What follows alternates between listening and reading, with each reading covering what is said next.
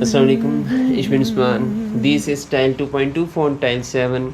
Es bezieht sich auf gute Manieren in der Familie und im persönlichen Verhalten.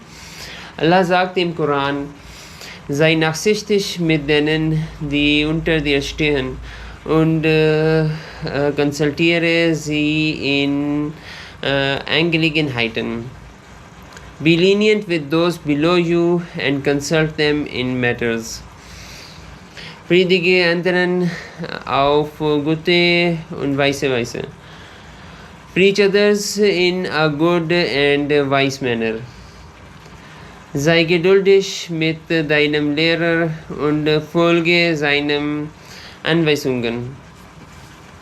Be patient with your teacher and follow his instructions.